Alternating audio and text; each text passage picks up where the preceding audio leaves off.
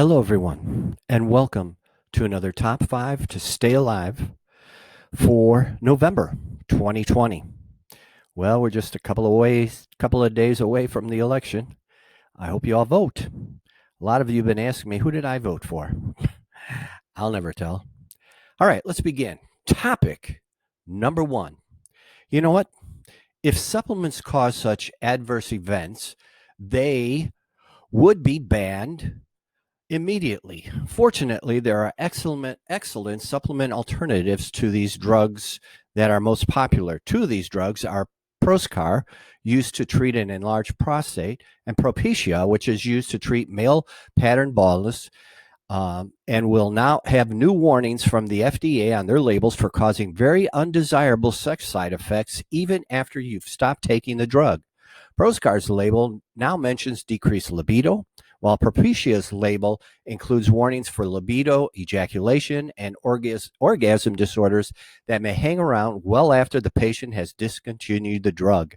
Both labels describe reports of male infertility and poor semen quality, though these problems normalized or improved after the drug discontinued. Can you imagine what would happen if a natural supplement caused side effects even after you stop taking it?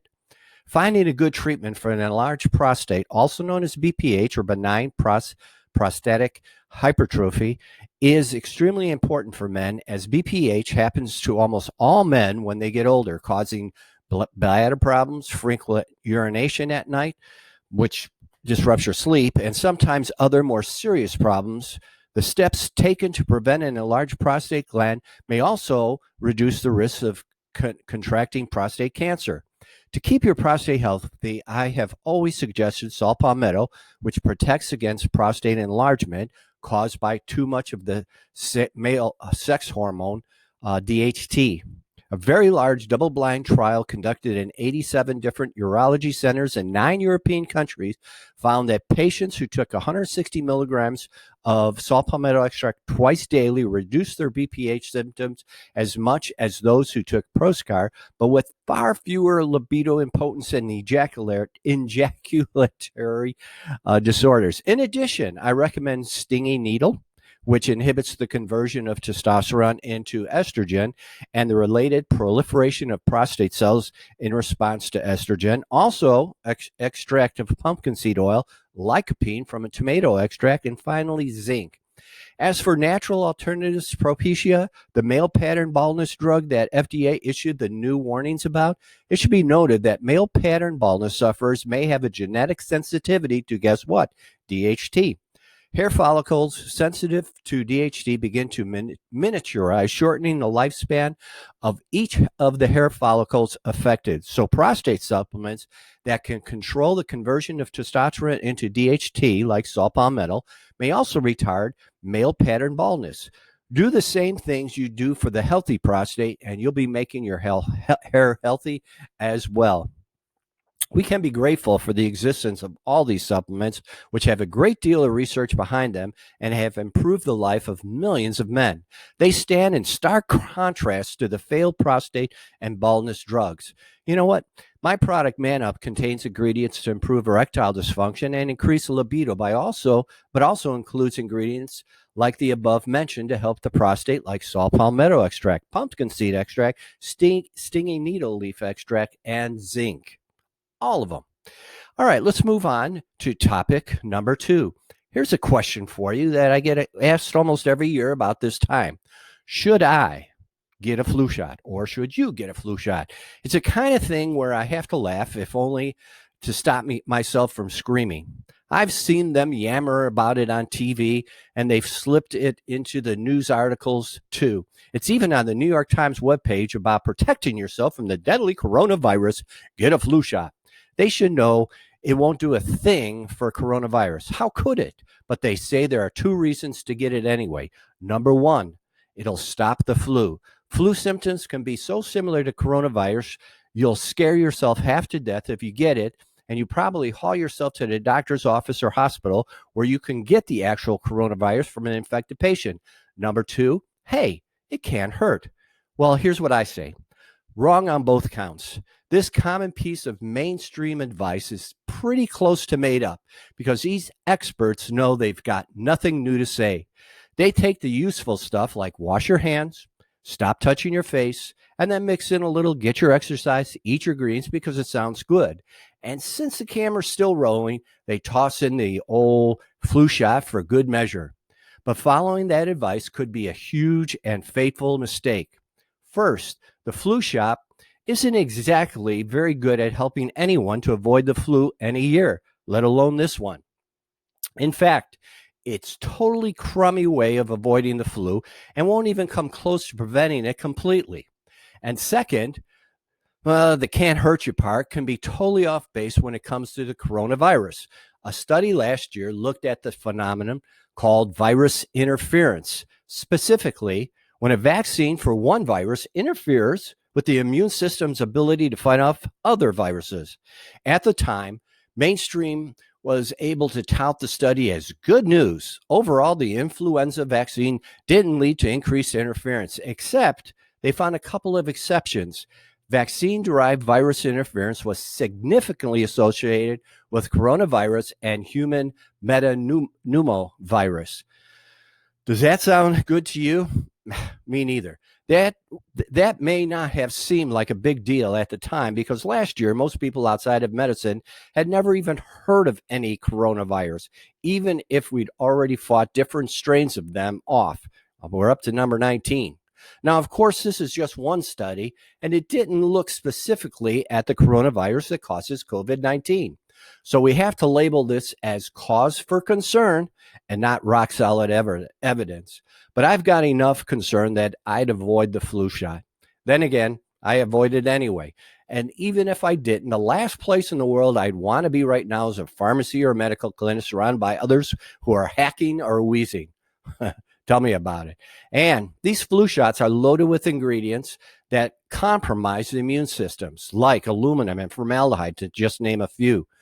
Don't want to do that. All right, let's move on to topic number 3, which is kind of in conjunction with what we're talking about. The flu drug, this flu drug is supposed to make you feel better. Instead, you pop one pill and you're rushing to the toilet because now, along with all the nasty symptoms of flu, you're puking your guts out and maybe even leaking out the other end too. I'm not trying to gross you out, and sorry if you were just eating, but there's a real common side effect of the drug Tamiflu, and it often comes as quite the shock to people who take it and even to many doctors. It's thanks to an ugly trick used to help make this drug and other drugs too look better, safer, and more effective than they really are. See, they know you'd never touch that flu drug if you knew that it could bring side effects worse than the flu itself. Who in the heck would? So they found a way to cover it up. And today, I'm going to blow the whistle on this ugly scam. You know the old motto, first do no harm. Well, the drug industry has managed to turn that on its head. You see, what they're doing is they've created placebos designed to hurt people. In the case of the flu drug, which causes nausea and vomiting, a new report finds that they cooked up a placebo that isn't inactive at all, like a sugar pill. They've slipped a little dihydrocholic acid into the mix, supposedly to mimic the bitter taste of the drug. But guess what? Hydrocholic acid also causes gastrointestinal problems. See the issue? When you do the study, you don't just compare the effectiveness of a drug to the placebo, you also compare the side effects. That gives people a true picture of what the balance is between the benefits versus the risks. If, for example, a flu drug works but causes nausea, vomiting, and diarrhea, a perfectly sane choice would be to skip the drug and just deal with the flu. Why trade one form of misery for another? So these researchers have worked to match the drug side effects with a placebo that can cause the same side effects. After that, the med doesn't look so bad by comparison. Now, if they pulled that just once, it would be an outrage. But this has been ongoing secretly for decades. A new report in European Journal of Clinical Investigation blows the lid off this scam once and for all, revealing how drug trials slip active ingredients into placebos to help cover up side effects. They're supposed to explain the placebo via a 12-item checklist, but almost none of them bother to answer all 12 questions. Instead, they conceal the placebo ingredients so no one can figure out what's inside the darn things. Just 8.5% of studies explained why they chose their specific placebo, and less than half name who provided it. You're just supposed to trust them on all this stuff. Clearly, you can't. So, in general, there are almost always better options than many of today's common medicines. So ask your doctor about natural therapies that have passed studies with no shenanigans. Case in point, the flu. Tamiflu, when it went head-to-head against an echinacea-based remedy, the echinacea not only matched the drug in terms of effectiveness, but had less than half the risk of side effects. At the first sign of a cold or flu, I always recommend taking 1,000 milligrams of vitamin C 3 times per day, along with zinc and echinacea. You can find natural remedies like this in Cold-EEZE or Zicam that contain all these ingredients. And always make sure you're taking your CardioForLIfe twice per day, because besides raising your vitamin D level, which we're going to talk about, the Arginine also boosts your T cell and B cell count to help fight viruses and bacteria. And if it turns out to be the coronavirus, make sure to increase your zinc to 400 milligrams a day and add quercetin 500 milligrams a day. Topic number 4. Here we go. What we were talking about, natural treatments. Remdesivir, the drug that had almost no effect on COVID mortality, has been FDA approved to treat COVID. Remdesivir was touted by the government for months as the new standard of care before being the first treatment to receive FDA approval to treat COVID. While the drug has been shown to reduce the hospital stays of patients with mild to severe COVID-19 cases from 15 days down to 10 days, a large World Health Organization study led researchers conclude that the drug has little or no effect on mortality. Meanwhile, the doctors are still being blocked from telling us about the natural medicines that can help prevent or treat COVID-19. This only proves our healthcare system is broken and Americans are kept in the dark. There is strong evidence, for example, showing that vitamin D levels are key for the COVID-19 outcomes. Yet the Federal Trade Commission attacked a nutritionist for sharing basic information about a study on COVID and vitamin D. Studies show that COVID-19's deaths correlate almost perfectly with vitamin D levels. A Blaylock Wellness Report, July 2020, page 4. It has been estimated that raising the blood level of vitamin D levels to at least 40 would save 336,000 lives per year from a variety of fatal illnesses, a figure far greater than the COVID deaths to date. Some clinicians recommend getting blood levels above 65. Mine was recently checked in a Medicare annual physical, and it clocked out at a whopping 78. Of course, my doctor thought that was toxic, thought I was going to die. Also, high-dose intravenous vitamin C is being used effectively by doctors across the country to treat COVID, but the Federal Trade Commission is going after clinics advertising vitamin C infusions to help with COVID-19. Rather than spread this vital information about supplement that costs pennies a day, the government pushes a pharmaceutical drug that costs more than $3,000 for a 5-day course. This is par for the course in our crony medical system. University research demonstrates that natural diet-derived medicines work, but because naturally occurring substances cannot be patent protected in the same way as new nature drugs, companies cannot afford the billions it takes to win FDA approval for them. Without FDA approval, natural medicines cannot claim to prevent, treat, or even mitigate diseases. So these medicines are not only excluded from organized medicine, but even made illegal. This has led to many unnecessary deaths from COVID-19 as well as other illnesses. The result is that the promising natural treatments are completely ignored by our healthcare system. If we have any hope of improving healthcare in this country, this arrangement needs to change. Finally, topic number 5. If you've been diagnosed with glaucoma, there's a good chance that the red flag for your eye doctor was increased intraocular pressure, a condition also known as ocular hypertension. That's why hypotensive therapy, which is blood pressure lowering medicines like beta blockers, is so commonly prescribed for glaucoma patients. That's a problem with that because glaucoma can occur even when IOP readings are normal. In fact, as much as half of glaucoma patients could show subclinical levels of IOP. And that means that lowering IOP might not do a bit of good in keeping this progressive disease from getting worse. Friends, glaucoma is a leading cause of blindness, and that vision loss is too often irreversible. But there's something you can do right now to slam the brakes on the progression of glaucoma. It just involves zeroing in on a too often overlooked aspect of what most people think as an eye disease. Now, we know that a hallmark of glaucoma is the death of a crucial eye cells known as retinal ganglion cells. But it turns out that the damage that this neurodegenerative disease causes may extend into the brain. I'm talking about the optic nerve, or the relay center for visual messages in the thalamus and the visual cortex, all the way back to the occipital lobe. Autopsies of glaucoma patients' brains have shown a pronounced atrophy of these brain areas. That's right, they withered away. But I've got good news for you today. I'd like to bring you good news because the brain is where a nutrient called acetylcholine really shines. Acetylcholine is one of your brain's primary fuels for making energy, and your brain cells use a lot more energy than the other cells in your body. Bet you didn't know that. As you get older, you need more and more of it to keep up with the changes in your aging brain. It makes sense then that it started out as a treatment for Parkinson's disease in 1974, and in the late 1980s, exciting research on its vision benefits began to emerge.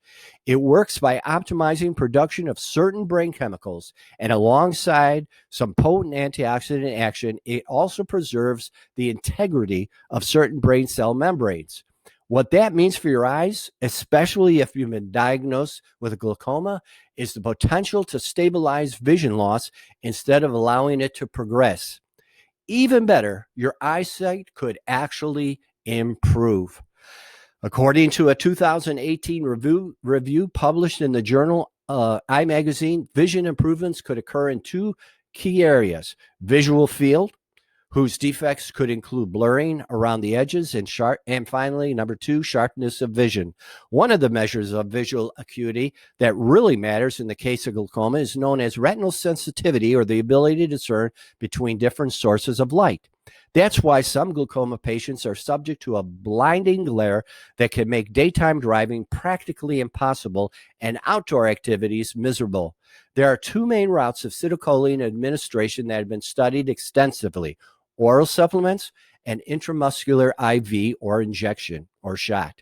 And even though both forms of treatment require the acetylcholine to do a little more traveling to get to its workplace, they appear to be equally as effective in improving both areas of concern when it comes to glaucoma. Fortunately, the bioavailability of acetylcholine is stellar. Your body absorbs it almost completely when you ingest it, with only a little bit ending up in the toilet bowl when you pee. And even though taking it orally means it's got to pass through your gut on the way to your brain, it races through that route so quickly it can reach its destination within just 30 minutes. Look for acetylcholine supplements at your local health food store or online. Sometimes they're labeled as CDP choline. Now, typically a therapeutic dosage is 500 to 2,000 milligrams daily, and it's safe to take in conjunction with your blood pressure meds should you decide to continue staying on them. Acetylcholine is spelled CITICOLINE. Moving on to my favorite part, testimonies. Testimony 1. Dr. Harry, I am so thankful you invented CardioForLIfe. I've been taking it for 2.5 years. I have more energy and libido than before. I also enjoy your video emails, which are very informative. Keep up the great work. Well, thank you for that, Mark. Testimony number 2. Dr. Harry, my family has been taking CardioForLIfe for well over a year now, and we love the product. We switch flavors each month. Haven't found a flavor we don't like. Thank you for this wonderful product. Well, thanks for that, Kathy. And testimony number 3. Dr. Harry actually cares about his customers. I asked for some advice on a couple of things, and he personally sent me a lot of helpful information. Most people just tell you to ask your doctor. He believes in his product. I use CardioForLIfe, and it helps keep my blood thinners to a minimum. I recommend the Health Guardian products to anyone looking for some honest suggestions. Thanks for that, Dan. Testimony number 4. I've been taking CardioForLIfe for a few years now, and I'm proud to say whenever I go to my regular doctor appointment and they take my blood pressure, it's always 120/80. What more can I say? Well, thanks for that, Len. And finally, testimony number 5. I love the products and great customer service. I called with a question and actually got to talk to Dr. Harry. What a blessing. I also love the info he gives in the videos he sends each month. So much info. Thanks, Dr. Harry, for what you do. Blessings, Norma. Well, thank you for that, everyone. That concludes our top 5 to stay alive. Remember, go vote. You're either voting for the orange man or the D man. What do I mean by D man? Dementia man, which you won't be voting for him. You'll actually be voting for Harris, because I say he's got stage 2 dementia and it progresses rapidly from there. So I would say he's got a year to 2 years before he enters stage 3 and 4. So you're actually voting for Harris. So orange man or Harris, you take your pick. Now, who did I vote for? You want to know? I voted for, I can't tell you, but I will tell you this. Number 1, I'm a Christian. So I am pro-life. I am pro-Christian. I believe in Merry Christmas, nativity scenes, Easter, and so on. I am for freedom of speech. Unlike Twitter and Facebook in our college campuses nowadays and the woke people. Nope, I believe in free speech. I believe in capitalism versus socialism. I'm an entrepreneur. I own my own business. Why wouldn't I? I believe in lower taxes. Believe me, I live in Illinois. We're one of the highest states tax. I would move in a heartbeat to Texas or Florida if my daughter, who lives here with 4 grandkids, were to move. I'd go with her. But as long as she's here, I'm staying. I believe in borders. Keep out the drugs. Keep out the human traffickers. That's what those borders, that wall is for. I believe in it. I believe in the Second Amendment. I actually have a concealed carry in Chicago. Believe it or not, I had to jump through 100 hoops to get it. I also have a concealed carry for the entire nation. So don't bother me. I also believe in patriotism. I fly my flag every day, even though the police came by and warned me that people are burning down people's flags and it could catch the bushes and the house on fire.